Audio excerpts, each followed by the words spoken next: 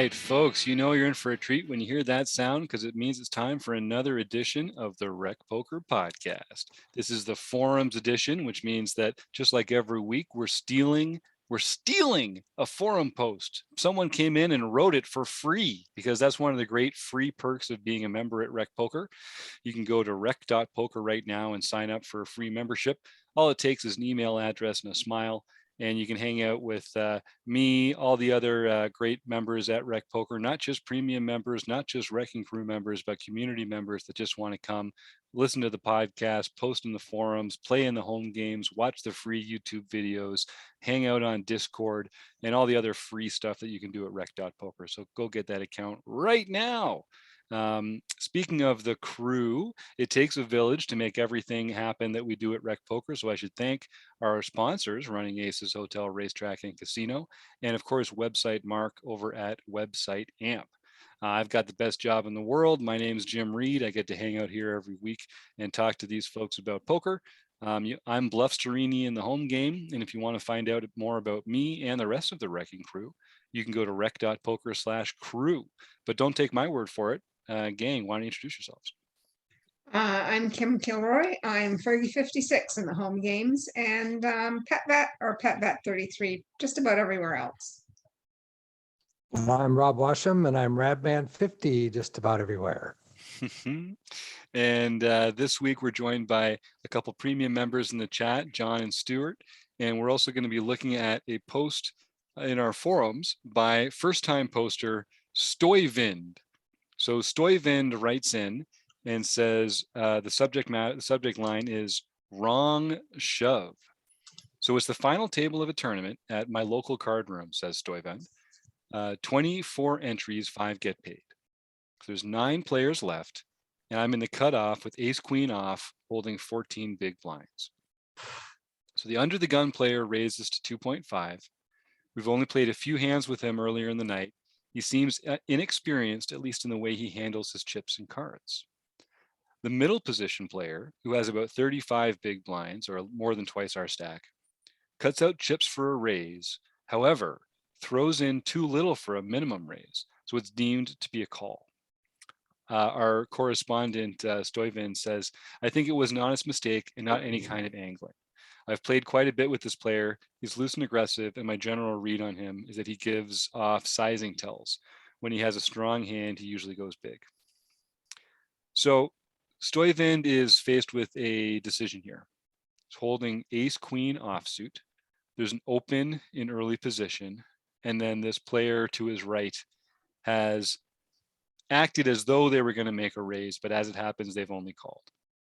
So Stoyvind is now faced with this decision. What are they going to do with 14 big blinds and ace queen offsuit? So before we go any further into the hand, I guess panel, what are you thinking about in Stoyvind's position here? There's 9 left. You're on the final table, 5 get paid, and there's been this weird little hiccup in the action. Rob or Kim, what are you thinking at this point? I think we're still 4 away from the money, so this isn't really a true bubble situation. There's not really a lot of ICM involved. We should be trying to grow our stack at this point. I think that if this was a true open and call, now we have to look at the fact that this is an under the gun player, but our correspondent thinks that that player is fairly weak. But we do have to think that they have an under the gun opening range. So if it was an under the gun raise and just a call, flat call, I think that you're probably shoving ace queen offsuit most of the time, but not necessarily all of the time. I think sometimes you're just calling with it and sometimes you're just folding it. I think that knowing that that player was going to raise, and I think I don't know this. I don't have HR Hold'em resources calculator up or anything, but I think if you put all of this in, under the gun raise plus a 3-bet, like assume that it was going to be a 3-bet. How is your ace king queen offsuit doing versus that range? And here I think it might be a fold, just because we can just wait for a better, clearer spot to get our money in. And that would be my opinion. I don't know. What do you think, Rob? Yeah, the first thing I thought of is I wish I knew how many chips the under the gun player had. Mm, Um, and again, under the gun usually is a stronger opening range. Now, if someone's going to raise from a 35 big blind stack, that means they're going to be putting in probably 7 to 8 big blinds, right? So that's a very significant portion. That's a quarter of their stack. So if he made a mistake by not putting in enough for a raise, so do we know that that's not an angle? I mean, he says it might not have been, but it very well could have been. But it indicates a lot of strength either way. And we don't really know what the other chip stacks are at the table. But to Kim's point, we're not really in an ICM situation yet. We're really in a chip accumulation portion of the tournament, right? We're just trying to accumulate chips to do us so that when we do get to that money bubble and into the bubble or into the money itself, that we have some ammunition. She mentioned that, she didn't know what the equities were. Well, I think I ran the equities here on if he was against a range of 5s plus, ace queen suited plus, and ace queen offsuit plus, he's got about a 40%, he's got about 40% equity. So normally in this situation, I would say, yeah, you should be jamming with ace queen. But because of the circumstances and the unknowing, what the under the gun range really looks like, and what is this guy doing that tried to raise and didn't quite do it, with again would be almost a quarter of his stack. I might be nitty enough to fold ace queen in this spot. Against one player, I'm not really that concerned. I'm just going to get it in. But against two potential players, and I'm going to assume they both have us covered, it's like now I'm risking my tournament life against two hands as opposed to just one. and two hands for virtually uncapped ranges as well, right? Like that early position player, all they've done is open.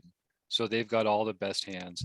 And this player, I think the real key for us is that this is like a weird angle to shoot. It's like the anti-angle. This like usually when you see is people accidentally making really big bets or raises with really strong hands. You don't usually see people like pretending to raise, but actually confining themselves to a call with really strong hands in the same way. Kim, do you have something to jump in with there? I have seen it and employed it myself a fair amount in live tournaments when I have a hand like ace king and there's a shoving stack on my left, because now we can, by flatting, we can induce a shove. Yes. And if our original raiser, and then we also get the benefit of seeing what our original raiser does, right? So you can do that with a lot of hands that you're, instead of raising, think I'm going to raise, but now I'm going to call instead. Yes, and I think the difference here is that he actually put chips in, and it was not the right amount of chips. So like I think Kim, I don't want to. So he was trying to raise. Yeah. We think he was trying to we raise. think he was trying to raise, as opposed to just smooth calling instead of raising with like a trappy hand, which I think makes total sense to do from time to time. Right. So and that's not an angle. Like it's not an angle to just call under repping your hand, hoping that someone's going to shove behind. But it's this weird action where they've put in chips as though it's a raise, but then the floor says, oh, that's not enough, so it has to play as a call. Right. It's kind of sets this weird, because if I'm to this player's left, if I'm in Stoyvind's position, I'm thinking like, this player has now demonstrated the strength of their hand to be a very strong hand, but has been like disallowed to put more chips in the middle. So for me, I would be thinking this is a stronger range than would typically be expressed through a call. So Rob, when you did that calculation, did you put a 3-betting range in there, or did you put a flat calling range in there? I just put a range of what the under the gun might continue with. and what the middle position might be doing what he was doing with. Like raising, like a raising range. Right, right. So we Like I still said, have, I had fives plus, ace queen suited plus, and ace queen offsuit plus. So a very tight range. for the under the gun. Just in general, I just had Right. one against the ace queen, because the Right, one so I or think the that other of we- them are going to have those Yeah, right, hands right. in his range. So if you put 3 players in though, in that, and you tighten the middle position players range to be more of a 3-betting range versus an under the gun player, like, I'm assuming that would decrease our equity a fair amount. Yeah, that would make sense.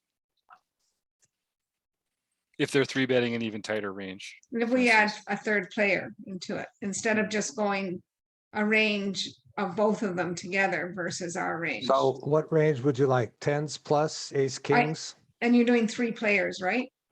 I'll add this guy and he'll be the Right. third player. So I would say, if he's fairly loose and aggressive, I would say 8s plus, ace jack suited plus, ace queen offsuit plus, maybe. Because he's still being loose and aggressive doesn't mean you're reckless versus an under the gun player. I mean, you need more information. I mean, he may be targeting an under the gun player because this player's weak. We don't know. We Sure. don't have that information. Yeah, so against those two ranges, ace queen is sitting at about 23% equity. So, yeah, and the thing I was thinking about too is we had a conversation the other day about min raising over an open, but that was when the guy had open shoved. We talked about a min raise as yes. opposed to an isolation. So it was almost kind of like if he raises, he's kind of like isolating the under the gun player, right? So he should have a hand good enough that he wants to isolate against an under the gun range. Right. Right. Yeah, I think that's right. So, Right. so one of the things that I think we should talk about a little is, and Stoyvind says here, so without spoiling the hand, says clearly it was a mistake to not consider the range of the middle position player after he tried to min raise. But what would his range be for min raising? And should I have folded? Blah blah blah. We'll get into the rest of that afterwards. So, and that is, Rob, like you're getting at right now. What is the range of hands that player chooses to make a small raise against the imposition player? And I think that's probably going to be a pretty strong range, like that we are talking about. Well, the piece of information that we really don't have is what are the chip stacks at the table? Yeah. Is 35 big blinds, is that the biggest chip stack at the table? Or, what is the average chip stack? I don't know. That would have a big bearing on how much I would consider raising or 3-betting over an under the gun open. Yeah, and that's a good note to our correspondent here, Stoyvind. And this is true for all of us recreational players, which is that we should be recording more details about these hands, especially if we're going to post them to the forums or to talk about them with our friends. It's still helpful to have this conversation with the details that are here, but stacks are so important. If you can tell people what the actual stacks are for the players at the table, and if they're in final table situations like this, what are the short stacks too? Because that's going to make a big difference in how aggressive or how passive we choose to play a wide portion of our range at all. And then and I think, to me, when I see this sort of action, this false raise, this raise that is now a call, that just sets off alarm bells in my mind. That makes me feel like this is not a weak range that's taking that action. So that would incline me even to maybe just muck in a hand as strong as ace queen. I mean, you could technically just call here for 2.5 big blinds off a 14 big blind stack and just hope that no one else is going to raise, that the under the gun player won't reopen the act. Oh no, they can't reopen the action. So it would just be someone raising behind you that you'd be. And we're going to about. have position in the hand post flop as well. Yeah. I think there's a big difference here as well between ace queen offsuit and ace queen suited. I think we're much more likely to be willing to get it in with ace queen suited, or Mhm. even play ace queen suited as Yeah. it is even a call. And let's talk about that for a sec, because I'm always torn between these two. Sometimes I feel like, well, ace queen suited is more flop dependent, so I should call with it. But then other times I think, yeah, but it's got 3% more equity, so I should shove with it, as opposed to ace king, ace queen offsuit. So a lot of it comes down to how deep you are. You can't, it's a better shoving hand when you're short because you get to realize all that equity. It's a better calling hand when you're deep because you get to actually play it post flop. How do you guys deal with that when you're dealing with which ones do I shove or which ones do I call? How do you think about that? Well, like in this kind of situation where you're right on the border here, whether we want to fold or shove this hand, that may tip me. Mhm. That it's suited, it might tip me to shove this hand. That's all. Mhm. That's how I would play it. When it comes to ace queen, we had a little conversation about this earlier about you never want to lose your stack with ace queen, right? Right. Because Yeah. it's just so a lot of times what I'll look at is if I have ace queen offsuit, that would be a hand that I'd be more liable to 3-bet. Yep. And I would be more liable to call from late position with ace queen suited because it plays better post flop. Mhm. So, but in this case, you only got 14 big blinds. So you're either calling or shoving with either of those iterations of ace queen right now, right? So I think to Kim's point, if it was suited, I might feel better about shoving it here. But I think I like a call. I think I like a call here in this spot just to, you're at the point, if you happen to hit big, you could make some money. And if you don't, you still got, 11 and a half, you guess still got over 10 big blinds to see the next hand with. And in a vacuum, when we don't have any information on the under the gun player, except that he's possibly inexperienced, and if the middle position was a clear call, then I think that it's a lot easier to shove this hand, like Mhm. Rob had said earlier. Mhm. Yeah, and in fact, if it just went open call in an unconventional fashion, and we get a chance to squeeze 14 big blinds with ace queen, it's a race. Get those Yeah. chips in you're going to see friction marks on yeah, exactly. It's going to burn its way into the middle there. So that it really is like this break check by Let's this talk player. about our range to do Mhm. for the listeners. Yeah, great idea, Kim. Lead us off. What we want to do that with 14 big blinds in the cutoff. Now we don't, like Rob said, know the stack sizes of Right. the rest of the people at the table. But I'm assuming that we're one of the lower chip stacks. I think so too. So with 14 big blinds. So what is our range with an under the gun open, a middle position flat? What is our shoving range with 14 big blinds in the cutoff? What's everybody's shoving range? I'm just In a I wish vacuum. I wish I knew what the chip stack was of the under the gun player yeah, because his range is going to depend a lot on his chip stack, right? that's true. And how Now- much does it now- hurt to lose 14 big blinds out of his stack, right? Right. Now Well, the let's give fact him that 35. Yeah, I was going to say the fact that he just opened and didn't open jam from under the gun means that he probably had over 20 big blinds. Yep. Maybe 25, 30 big blinds. So if we assume that, then his range is going to be, it's not going to be that tight. I mean, it's going to be tighter, but it's not going to be that tight. So I think, let me just throw this out there. I think 10s plus and ace king, I was gonna jam say 10s plus. as a steal. I'm probably even lighter than that. I was thinking Me like too. eights and Yeah. maybe as low as like ace jack suited. Yeah. But that's in that territory. Yeah, What but I'm do an you guys old think? nit. Stu, what are you saying? Stu, what are you shoving there approximately? Yeah, I was saying 10s plus, but you're probably right. Like, what are you waiting for, right? Yeah. And And still this is far from the money. yeah, and this is in the world where it's just gone bet call. There hasn't been this weird action. Right. Kim, what do you think? What's your range there? Probably any pair. Mm, Because I'm squeezing. I'm just trying to get a fold Yeah, or have yeah. one be against one player. So probably I can squeeze deuces and get threes, fours, fives, sixes, Yep. and maybe sevens to fold, Yep, that's true. right? So I'm probably any pair. And then probably ace 10 offsuit, king, queen offsuit, and probably suited aces to down to ace 9 maybe. So that's a pretty And robust then range. king, Like queen, that's, king, queen yeah. suited, king, jack suited. Yep. If I think this is a table where I can get a fold a high percentage of the time. Mm-hmm. And so that, I mean, that's a lot of combos when you consider that once this player does this break check here, that now we're considering just open folding ace queen.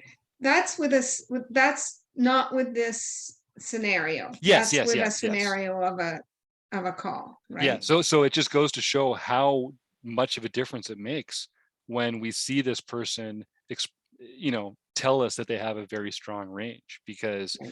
that's the difference between us squeezing and us basically facing a cold 3-bet. Right. Now that's if I'm the bottom in stacks. If there's 3 Right. stacks at this table that are shorter than me, I'm probably not doing it that wide. That's a good point. That's a good point. That's So why it's more fun to be the short stack, everybody. It's way more fun to be the short stack. You get to get frisky all the time, get those chips in the middle, realize that equity.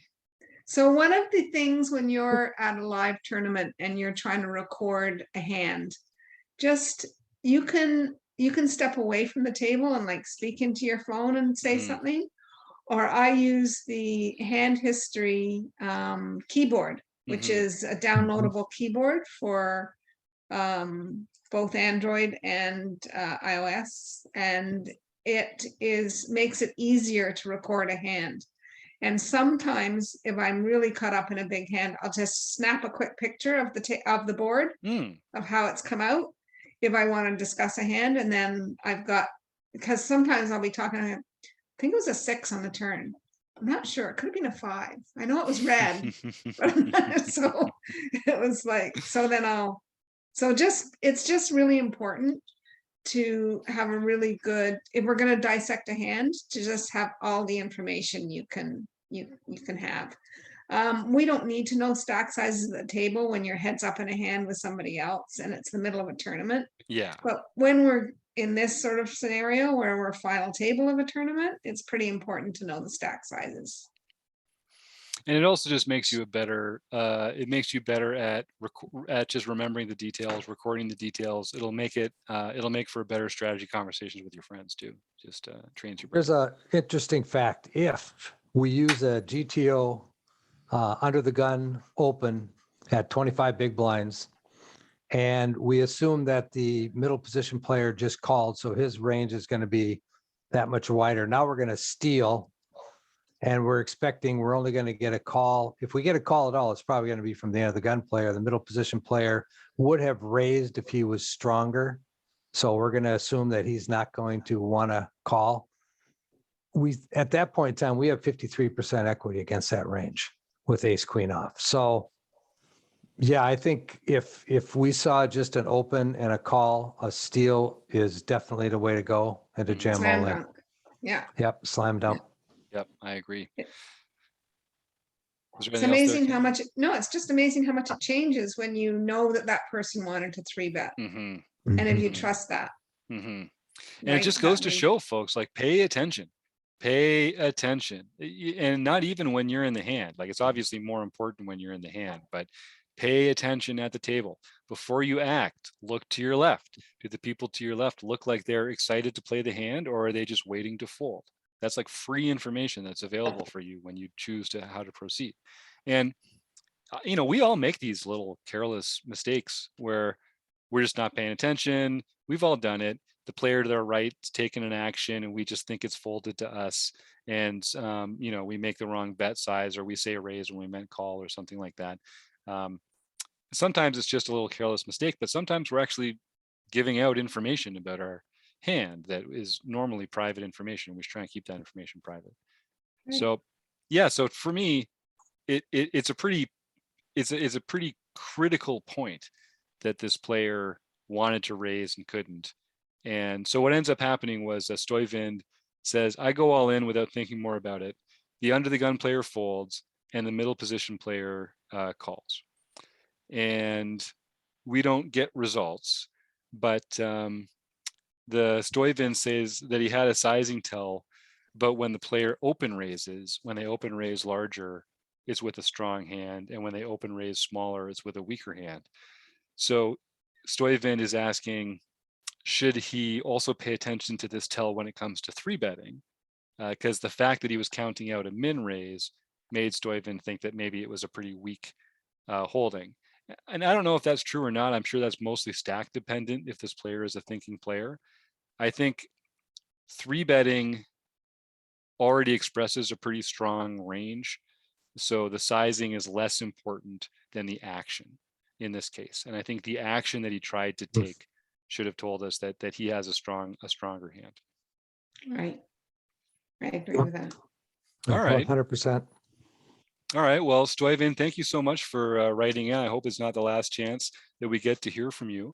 And I guess I would just like to thank our sponsors, the Running Aces Hotel, Racetrack, and Casino, and of course, website AMP. And John and Stu and Kim and Rob for joining me in the chat tonight, and for everybody who helped out in the forums, and to you, the listeners, thank you so much, and we will see you again real soon.